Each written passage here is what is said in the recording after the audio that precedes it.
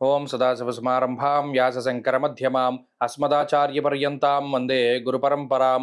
జ్యోతిషశాస్త్రాన్ని భావితరాల వారికి ప్రసాదించిన ఋషుల యొక్క పాదపద్మాలకి నమస్కారం చేసుకుంటూ, అలాగే నాకు ఈ జ్యోతిష విద్యను నేర్పిన గురువర్యులు జ్యోతిష బ్రహ్మ కీర్తిశేషులు శ్రీ ఈరంకి సూర్యనారాయణమూర్తి గారు, సూర్యశ్రీ దైవజ్ఞ గారి యొక్క పాదపద్మాలకి నమస్కారం చేసుకుంటూ, ఓం శ్రీ మహాగణాధిపతి నమః, శ్రీ గురుభ్యో నమః, హరి ఓం.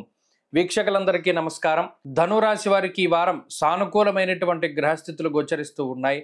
తృతీయ స్థానమందు రవిగ్రహం, శనేశ్వరులు, చతుర్థ స్థానమందు శుక్రబుధులు, అలాగే చంద్రుని యొక్క అనుకూలత వెరసి దాదాపుగా 5 గ్రహాల తాలూకు శుభ ఫలితాలు కనబడుతూ ఉన్నాయి. అయితే సప్తమ కుజుడు, షష్ఠ స్థానమందు గురువు, ఇవి రెండు కూడా మిశ్రమంగా యోగించేటువంటి గ్రహాలు.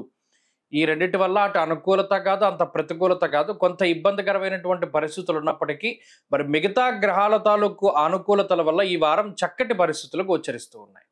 అనగా వృత్తి ఉద్యోగాల్లో మంచి ఉన్నతమైనటువంటి స్థితి ఉంటుంది. ఉద్యోగంలో ఇబ్బందులేమీ లేకుండా ఏదైనా కొత్త ఉద్యోగం కోసం ప్రయత్నం చేస్తూ ఉంటే అటువంటి ఉద్యోగాలు లభిస్తూ ఉండడం, అలాగే ప్రమోషన్లు, ఇంక్రిమెంట్లు, ట్రాన్స్ఫర్లు ఇలా మీకు అనుకూలించేటువంటి వాతావరణం ఉండడం, అంతేగాక కుటుంబపరమైనటువంటి విషయాలు ఏవైతే ఉన్నాయో అవన్నీ సానుకూలంగా ఉండడం, శుభ కార్యక్రమాలు జరుగుతూ ఉండడం, బంధుమిత్రుల యొక్క కలయిక జరుగుతూ ఉండడం, అలాగే జీవిత భాగస్వామి తాలూకు ఆరోగ్యం మెరుగుపడుతూ ఉండడం, అలాగే జీవిత భాగస్వామితోటి ఉండేటువంటి మానసిక సమస్యలు తొలగుతూ ఉండడం ఇత్యాది విషయాలు చాలా పాజిటివ్గా మనం చెప్పుకోవచ్చును. అంతేగాక వ్యాపారాభివృద్ధి కనబడుతూ ఉన్నది. తృతీయ స్థానముందు రవిగ్రహం కూడా ఆరోగ్యం నిత్య సంతోష అన్నారు. అలాగే ఇష్టసిద్ధి తృతీయంలో శనేశ్వరుడు కూడా నచ్చింది చేసుకో, నచ్చింది తీసుకో అనేటువంటి విధానంలో ఆయన ఫలితాలను ఇస్తూ ఉంటారు. మరి ఇక్కడ రవిశనుల యొక్క యుతి తృతీయంలో పూర్తి స్థాయిలో వీరికి యోగ్యంగా ఉంటుంది కాబట్టి అటు ధైర్యానికి చమూపతిత్వం తేజశ్చ దక్షిణం కర్ణమేవచ్చు, అంటే అటు శరీర భాగాల్లో కుడిపక్క ఏదైనా సమస్యలు ఉంటే అవి కూడా చాలా తొందరగా తగ్గడానికి అవకాశం ఉంటుంది. అంతేకాక ఈ రాశి వారిలో కొంత ధైర్యం ఎక్కువగా ఉంటుంది. సాహసోపేతమైనటువంటి నిర్ణయాలు తీసుకుంటారు. అన్యాక్రాంతం అయిపోయినటువంటి వీరి ఆస్తిపాస్తులను చేజెక్కించుకునేటువంటి విషయాల్లో మంచి ఉన్నతమైనటువంటి ఫలితాలు సాధించగలుగుతారు.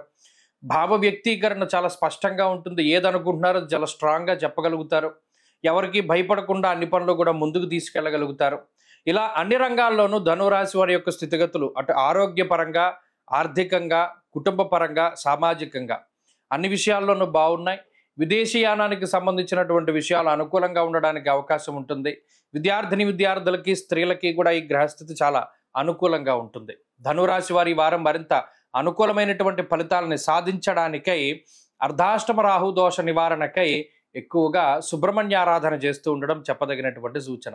ఈ వారంలో కలిసి వచ్చేటువంటి రోజు ఆదివారంగా చెప్పవచ్చును. అదృష్ట సంఖ్య 2, అదృష్ట వర్ణము లేత పసుపు రంగు. తదుపరి మకర రాశి.